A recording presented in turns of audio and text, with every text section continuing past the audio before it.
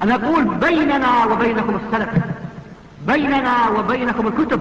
كان أحمد يقول البدع بيننا وبينكم الجنائز.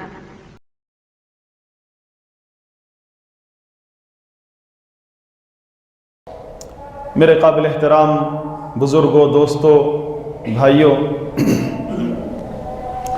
سیدنا عمر بن خطاب رضی اللہ عنہ کا یہ فرمان کئی بار خطبوں میں ذکر ہوا ہے، لا اسلام الا بالجماعة ولا جماعة الا بالامامة ولا امامة الا بالسمع والطاعة۔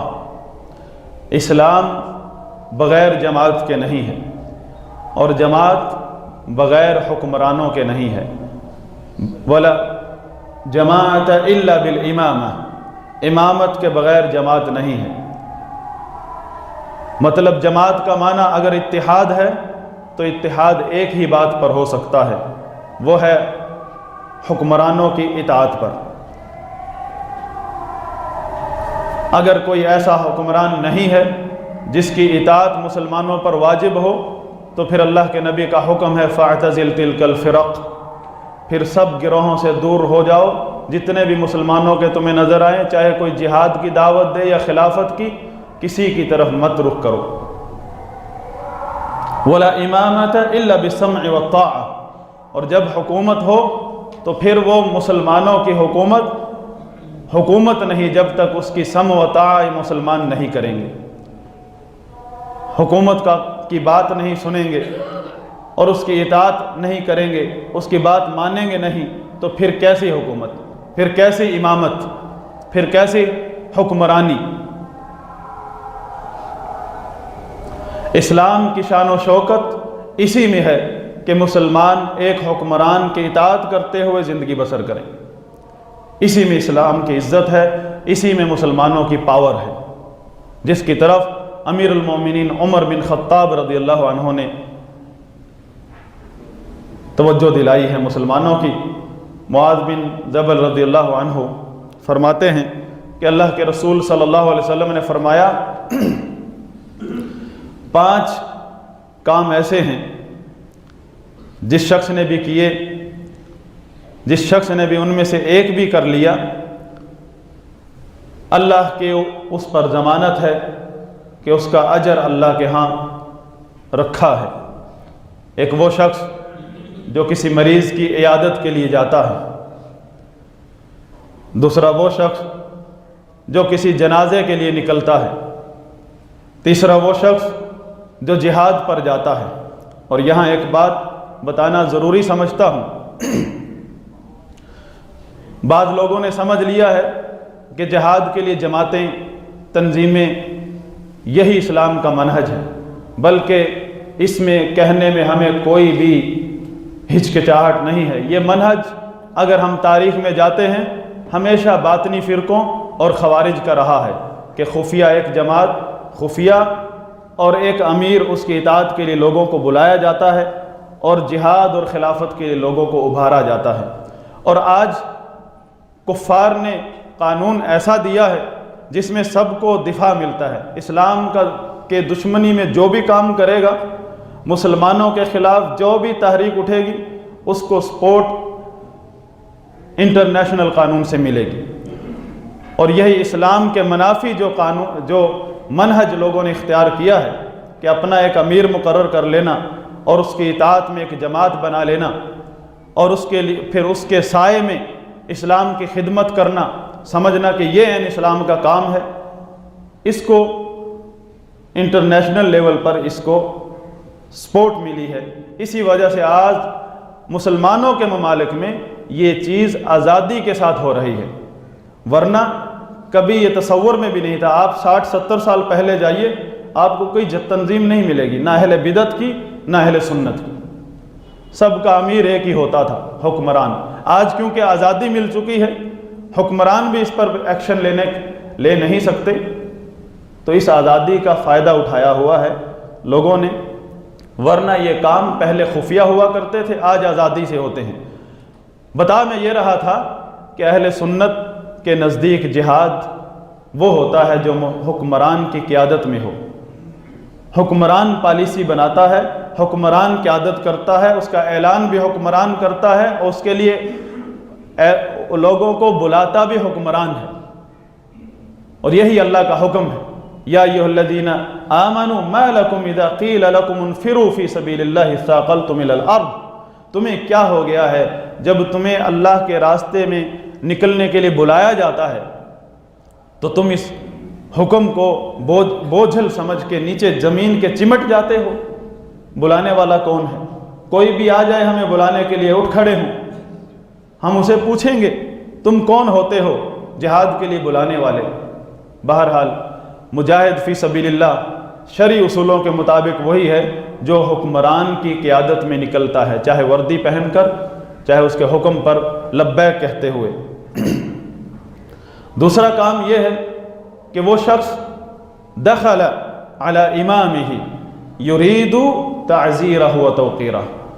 میری یہ بات آپ کو نئی لگی ہوگی، لیکن آپ اپنے اکابرین کی پیچھے جا کر کتابیں پڑھیں۔ جب اس ملک میں یہ افکار مودودی صاحب پھیلا رہے تھے، اس وقت آپ کے علماء کس طرح جواب دیا کرتے تھے، اور آج ان علماء کے ماننے والے، ان علماء کی دعوت پر، توحید پر آنے والے لوگ اپنے علماء کو نہیں جانتے، سر سے لے کر پاؤں تک اہل بدعت کے افکار بھرے ہوئے ہیں۔ نماز میں اہل سنت نظر آتا ہے، افکار میں وہ کوئی مودودی ہے، کوئی سید قطب ہے، کوئی حسن بنا ہے، اہل حدیث نہیں ہے۔ افکار یہ اہل سنت کے نہیں ہیں جو آج لوگوں نے اپنائے ہوئے ہیں جہاد اور دعوت کے نام سے۔ اپنے اگر حق کو سمجھنا ہے، اپنے اس دور کے اکابرین علماء کو دیکھیے اور ہندوستان کے سابقہ اکابرین کو دیکھیے، کس طرح وہ ان افکار کا جواب دیا کرتے تھے۔ لیکن اللہ کا کرنا ایسا ہے کہ لوگ اہل حق کی طرف، علماء کی طرف جانے کو بڑا بوجھ سمجھتے ہیں، اور ایسے ہی رستے میں، کیونکہ بدعتی افکار سستے میں مل جاتے ہیں، گھر بیٹھے مل جاتے ہیں، لٹریچر گھر بیٹھے پہنچ جاتا ہے، لوگ اسی پر تکیہ کر لیتے ہیں۔ دوسرا وہ شخص جو اپنے حکمران کی خدمت میں حاضر ہوتا ہے، مقصد اس کا صرف یہ ہے تعزیرہ و توقیرہ، کہ وہ اس کی مدد کرنا چاہتا ہے انتظامی امور میں، اور اس کا احترام اس کے دل میں ہے کہ یہ میرا سربراہ ہے۔ ایسے آدمی کا اجر اللہ کے ذمہ ہے۔ اور آخری وہ شخص جو گھر میں بیٹھ جائے، لوگ اس کے شر سے بچیں اور وہ لوگوں کے شر سے بچیں۔ یہ وہ ایک طریقہ ہے اس حدیث میں کہ جو امامت جس کے بغیر جماعت نہیں اور اسلام کی شان و شوکت ختم ہو جاتی ہے افراتفری کی وجہ سے، اس امامت کی لاج رکھنے کا ایک یہ طریقہ ہے۔ نبی صلی اللہ علیہ وسلم نے جو تعلیم دی ہے، ان میں تعلیمات میں سے ایک تعلیم یہ ہے کہ اپنے حکمران کی عزت کرنا، اس کا احترام دل میں رکھنا، اور انتظامی امور میں اس کی مدد کرنا، یہ مسلمان کا کام ہے، اور جو یہ کرے گا اس کا بدلہ اللہ کے ہاں ملے گا اس کو، اور جو اس کی قیادت میں لبیک کرتے ہوئے جہاد کرے گا اس کو بھی بدلہ اللہ کے ہاں ملے گا۔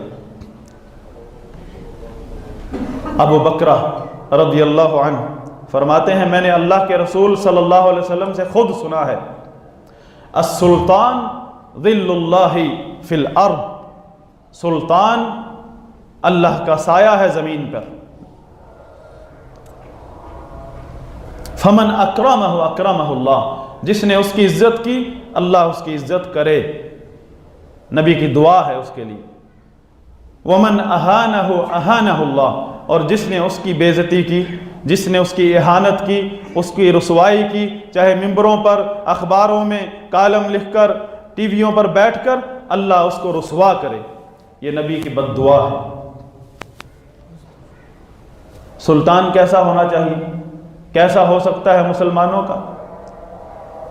سیدنا ابو بکر صدیق رضی اللہ عنہ جیسا بھی ہو سکتا ہے، عمر، عثمان، علی، معاویہ جیسا بھی ہو سکتا ہے رضی اللہ عنہ، اور سلطان ایسا بھی ہو سکتا ہے، خود رسول اللہ صلی اللہ علیہ وسلم نے فرمایا، لا يهتدون بہدائی ولا يستنون بسنتی، فیہم رجال قلوبہم قلوب الشیاطین. ایسا سلطان، ایسا خلیفہ بھی آ سکتا ہے، ایسا حکمران بھی آ سکتا ہے جس کو نہ کتاب و سنت کا پتہ، نہ ظاہری اسلام کا پتہ، نہ اس کے اندر انسانیت جیسی چیز ہے، اس کے اندر شیطان کا دل لگا ہوا، دیکھنے میں انسان کا دھڑ ہے، پھر بھی اس کے بارے میں یہی فرمایا اللہ کا سایہ ہے.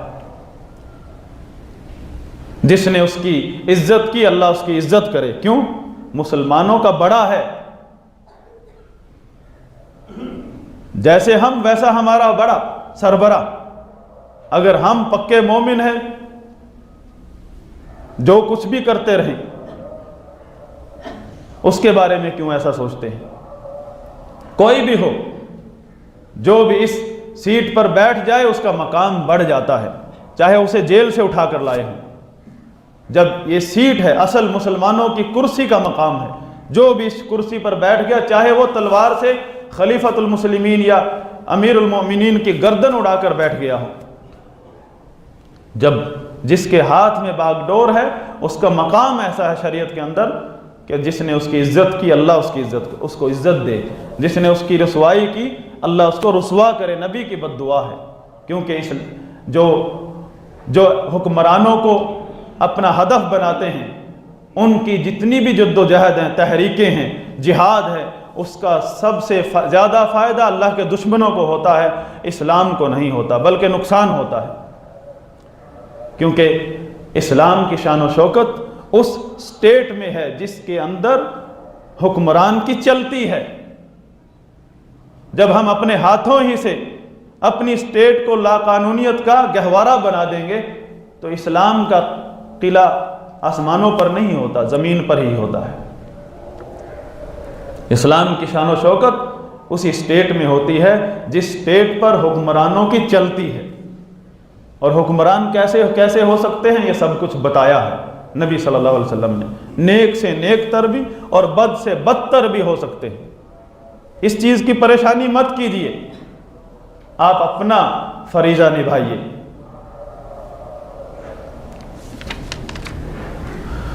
ابو ذر رضی اللہ عنہ کسی بات کی وجہ سے وہ مدینہ چھوڑ کر سیدنا عثمان رضی اللہ عنہ کے دور میں مدینہ سے باہر ربضہ مقام پر انہوں نے خیمہ لگا لیا، تنہائی کی زندگی گزارنا شروع کر دی. اور وہ سیدنا عثمان رضی اللہ عنہ کے مشورے سے ہی گئے تھے. لیکن سیدنا عثمان رضی اللہ عنہ کے بغض رکھنے والے آج بھی ہیں، انہی کے حامی آج بھی ہیں. آپ سمجھتے ہوں گے شیعہ میں سے نہیں، سنیوں میں سے جو جہاد کی دعوت دیتے ہیں ان میں سے سیدنا عثمان کی بغض رکھنے والے لوگ آج بھی ہیں. قاتلین عثمان کی تائید کرنے والے آج بھی ہیں، جنہوں نے امت کا شرادہ بکھیرا ہے، بدترین فاسد افکار پھیلا کر قیام خلافت، اقامت دین، اس طرح کے سنہری نعروں کے ساتھ لوگوں کو گمراہ کر کے امت کو اس کے اصل منہج سے ہٹایا ہے. عثمان رضی اللہ عنہ کے بغض رکھنے والے اس وقت بہت سارے تھے. عراقی آئے ابو ذر رضی اللہ عنہ کے پاس، مشورہ دینے لگے، کہنے لگے یا ابا ذر، ہمیں پتہ چلا ہے کہ آپ کی اور عثمان کی کچھ بگڑ گئی ہے. عثمان امیر المومنین اور سیدنا ابو ذر رضی اللہ عنہ ان کا بھی ایک مقام ہے، صحابی رسول ہیں. مشورہ دیا، کہتے ہیں فعقد لواء، ایک جھنڈا بنا لو. مراد اس کی کہ آپ امیر بن جاؤ، ایک جماعت بنا لو. کس کی خاطر؟ حق کی خاطر. ہم اصلاح کریں گے، تبدیلی لائیں گے. یأتیک رجال ما شئت، جتنے چاہو گے عوام تجھے مل جائے گی، صرف جماعت بنا لو. قال مہلا، رکو یا اہل الاسلام، مسلمانوں کیا سوچ رہے ہو؟ فإنی سمعت رسول اللہ صلی اللہ علیہ وسلم، میں نے اللہ کے رسول صلی اللہ علیہ وسلم سے خود سنا ہے. سیکون بعدی سلطان، میرے بعد سلطان ہوگا یا حکومتیں ہوں گی، خلافتیں آئیں گی، حکمران آئیں گے، فَأَعِزُّوهُ، اس خلافت کو، اس حکمرانی کو، اس سلطان کو، اس خلیفہ کو، اس امام کو، اس کی مدد کرو، اس کی نصرت کرو، اس کو مضبوط کرو۔ یہ حکم ہے نبی کا۔ کوئی بھی آ جائے اس کی سپورٹ کرو، اس کو مدد کرو۔ من التمس ذلہ صغر ثغرۃ فی الاسلام، جس نے کسی بھی حکمران کی رسوائی چاہی، اس کو گرانا چاہا، اس نے اسلام میں ایک مورچہ کھول دیا ہے کفار کے لیے کہ یہاں سے داخل ہو جاؤ۔ وَلَمْ يُقْبَلْ مِنْهُ تَوْبَةٌ، اس کی توبہ کبھی قبول نہیں ہوگی جس نے ایسا کام کیا۔ حَتَّى يُعِيدَهَا كَمَا كَانَتْ، حتیٰ کہ اس مورچے کو بند کرے جس طرح بند تھا۔ اور یہ کیسے ہو سکتا ہے؟ جب ایک دفعہ فتنہ پھوٹ جائے اس کو بند کرنا کسی کے بس کی بات نہیں ہوتی۔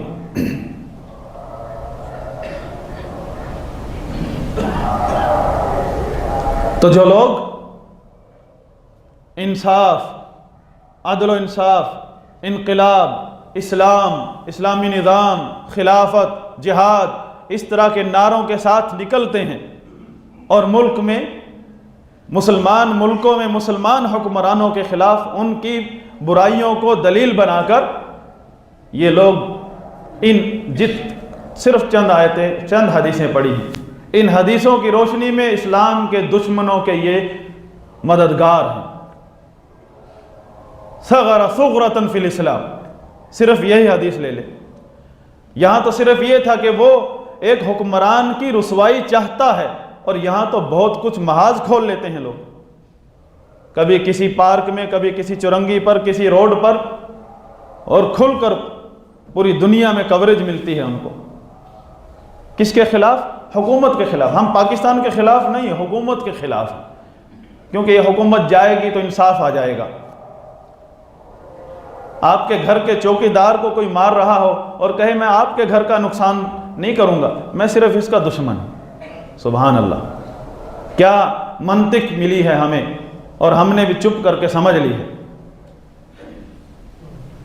کیونکہ ہم نبی صلی اللہ علیہ وسلم کی تعلیمات کو نہ سنتے ہیں، نہ سمجھتے ہیں، نہ سمجھنا چاہتے ہیں۔